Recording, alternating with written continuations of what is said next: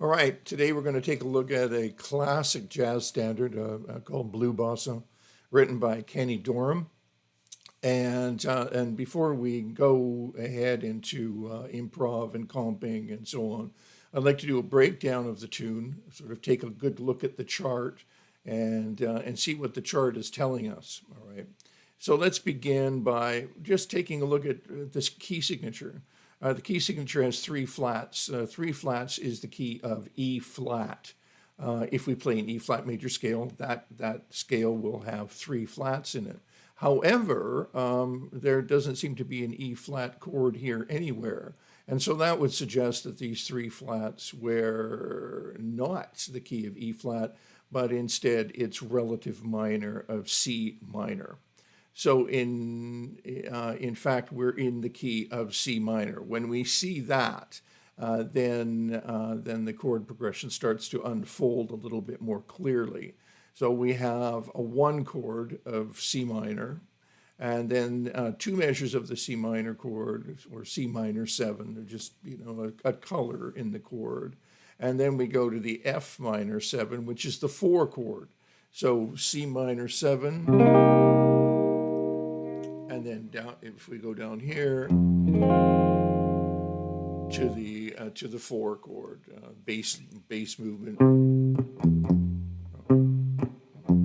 right? Typical 1/4 bass movement. If we choose to play the chords in their root position, okay. And so we have one chord to the 4 chord, and then to the 2 chords. And the 2 chord is a minor 7 flat 5. Now, the minor 7 flat 5 is not an altered chord, meaning that it's not like you just put a flat 5 there to make the chord sound cool. That's not what's happening here. The minor 7 flat 5 is in fact the notes that come directly out of the parent scale in this case, and we'll talk about the scales when we take a look at the melody. So no alteration in this chord whatsoever. In fact, if we look at the chord from the perspective of an F minor, here I have a second inversion F minor triad.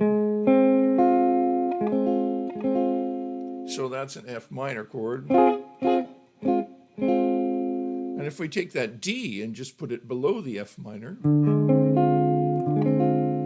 you'll hear that we have a D minor 7 flat 5, right? So there's virtually only one note difference between the D minor 7 flat 5 and the F minor 7, which tells us that the D minor 7 flat 5 functions the same as an F minor 7 chord.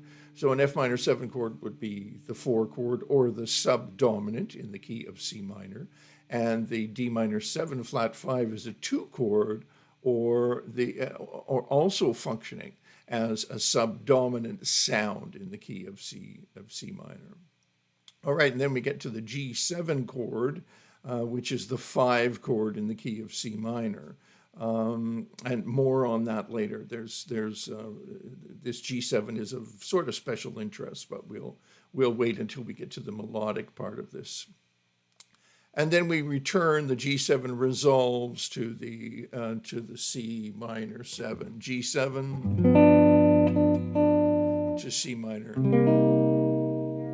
Nice strong resolution to that C minor. D minor 7 flat 5. G. And very clearly nice. It all makes sense. It's all going somewhere. All right. So up to that point, we're definitely in the key of C minor in 3 flats. But as is typical, especially in jazz charts, we don't write a new key signature when the tune modulates or changes key, modulates, changes key, and in this case, at measure 9, it changes key. We've got an E flat minor 7 there, and that's like, well, what is an E flat minor 7? Oh, how does that relate to the key of C minor? It doesn't. And then we have A flat 7. So that tells us right away E flat minor 7 to A flat 7 tells us that we've got a 2-5 progression. That is not a 2-5 in the key of C minor. It is, in fact, a 2-5 in the key of D flat major. And here we have D flat major 7, again, just another color. So, so now we've modulated from C minor 7 to D flat major 7, E flat minor, A flat 7, and D flat. All right, so let me play the first 12 just slowly, just so you can hear the harmony.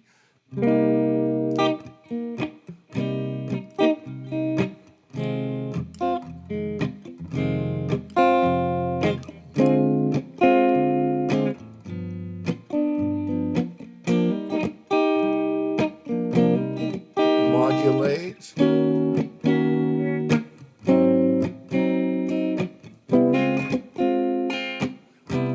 And then, so now we're up here to measure whatever it is, and then we get to the D minor 7 flat 5, which tells us again that's a 2 chord in the key of C minor. So we've returned to the key of C minor, and then so the 2 in C minor, and then the 5 chord in C minor, and then the 1 chord in C minor, and then a quick little turnaround at the end, right? Turnaround meaning we have a 2-5 leading somewhere, and that's back to the beginning. If you're going to play this tune and you want to come up with an ending, you're not going to play this 2-5, because the 2-5 will always bring you back to the beginning. Sort of an endless loop, yeah. So you don't want to do that. All right. So yeah, so this tune here would end on the C minor, because we're essentially in the key of C minor. So now let's just take a closer look at breaking this tune down. Form breakdown, harmonic map I've got here. So we have 2 measures of C minor, and then 2 measures of F minor, and a 2-5 in the key of C minor, D minor 7 flat 5, G7, and then returning to the C minor. So the first 8 measures of this tune is in 3 flats, and those 3 flats are indicative of the relative minor to E flat, right? And then we go to measure 9, 10, 11, and 12, and that's where the modulation happens. It's a 4-measure modulation, and that modulation is up to the key of D flat major 7.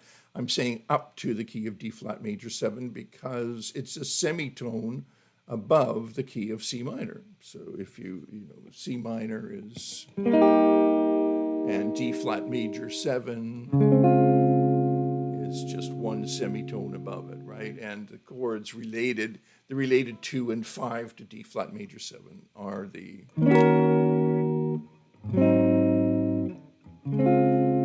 pretty nice, lovely key change. And then we return for measure 13, 14, 15, and 16.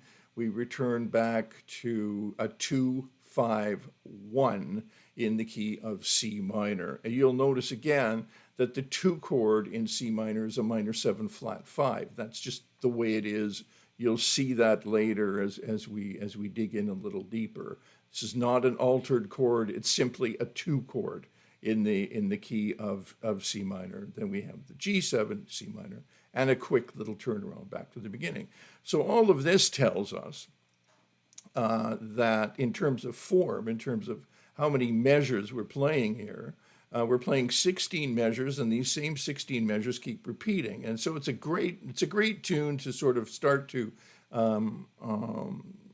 sharpen your improv skills, because you've got a simple modulation, a single modulation going to the key of D flat, and then returning to C minor. So you always have to pick up that modulation as you're improvising. You know, that modulation to the D flat, or else it's going to sound wrong. And okay, and so here I've put a little thing to remind myself. The harmony indicates melody and the direction of the improvisation. So if I take a look at just the chords, the notes in a C minor 7 chord are C, E flat, G, and B flat. And so those notes would be like C, E flat, G, and B flat. So that, you know, that's the arpeggio of the chord. And then the next chord, the notes are F, A flat, C, and E flat. And then the next chord, D, F, A flat, and C, D, F, A flat, and C. There's that flat 5. And then finally the G, G, B, D, F. All right, so those are the notes in each of those chords, like short little arpeggios. What I'm trying to explain here is, if we take those notes that are in the chords and we sort of reverse engineer, what we're going to end up with is the notes that we could use to improvise over the chords. That makes a heck of a lot of sense, right? I mean, the chords tell us, well, what notes we can use.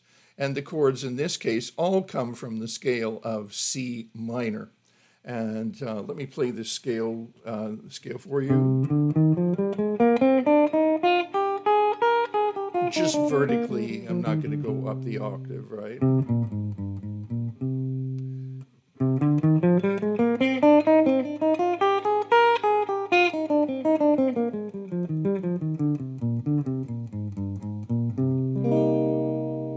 Right, yeah, you can hear that, right? Nice, that minor scale that I'm playing there. It's not the only one, but the minor scale I'm playing there is called the natural minor scale, or the Aeolian mode. Same deal, just exactly the same notes, different name for the scale. So we're in C Aeolian, right? Same deal. Now, if we flip back to the tune, remembering that we've reverse engineered these chords to show us melody notes, right, that we can use, or notes that we can use for the improv. Let me play that scale one more time, and then I'll just play a bit of the melody.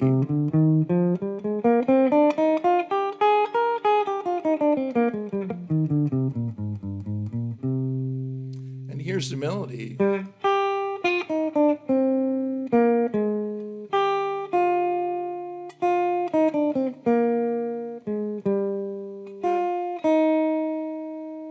Okay, so that's a little bit of the melody, but you can clearly hear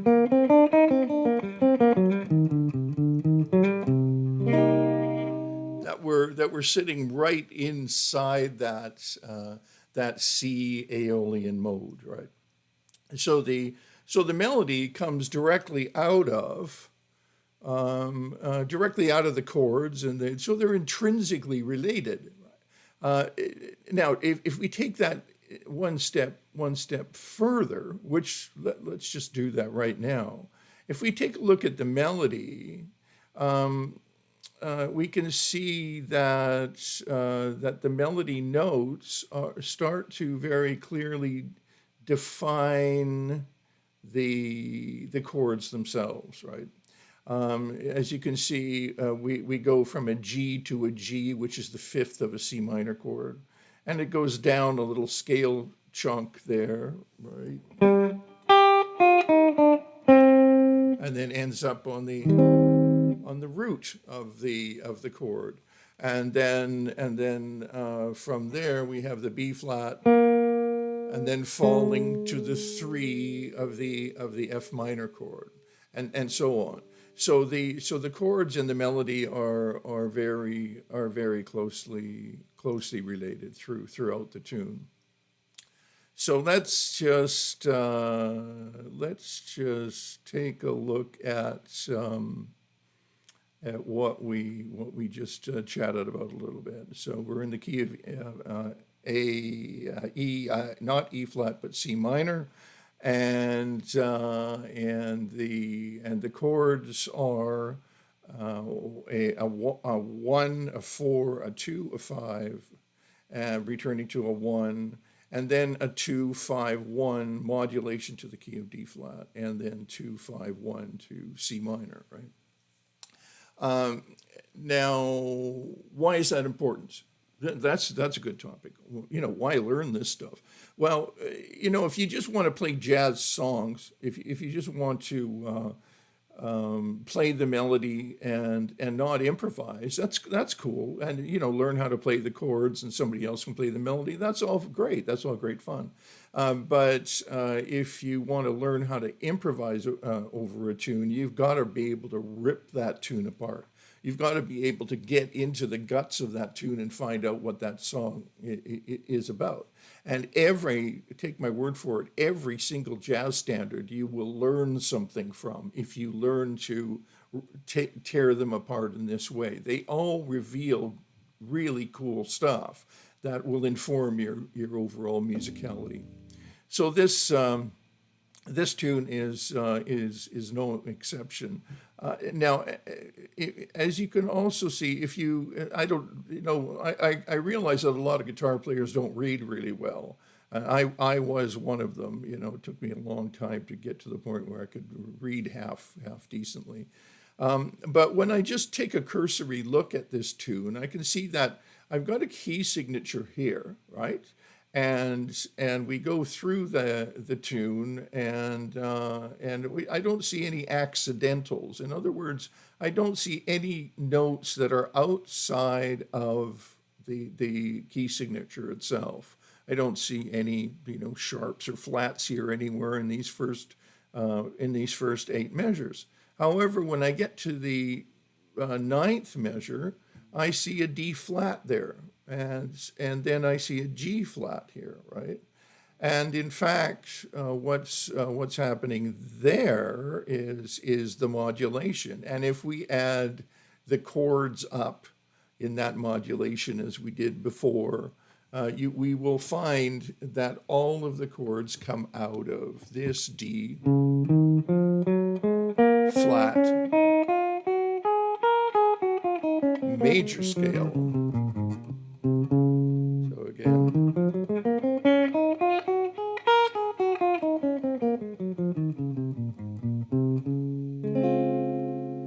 right? So the new notes here are obviously the D flat, which we need to make a D flat major 7 chord, and a G flat, which is also in these chords here. In the key of D flat, if we were to have an added key signature here at this point, that added key signature would be 5 flats. But instead of the key signature, we have those written as accidentals in the body of the melody, right? And then, as you can see, we return to the key of C minor, no flats, no accidentals there, right? So clearly, we've gone through a modulation here. And what that modulation tells us is that here we're in the key of D flat.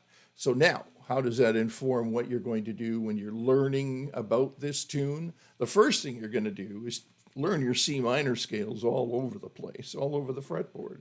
The next thing you're going to do is learn your D flat major scales all over the fretboard.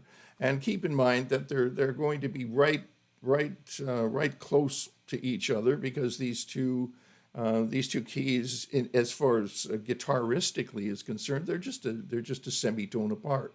So there's a ton of really cool stuff to learn in a tune like this. You could spend a month learning a tune like this and not waste a minute of your time. So that gives you a little bit of background as to blue bossa and the structure of the harmony, and a little bit concerning the structure of the melody, and how the harmony and the melody speak to each other, and at the same time inform what how you should approach learning a tune like this in terms of learning how to improvise over it. And that, as I said before, won't be a wasted time. Okay, so I hope this was a help to you. If it was, subscribe, click like. It's down there, I think, and and let us know if you have any questions. Love to answer your questions, and really hope that this was a little bit helpful for you and your musical future. Thanks a lot.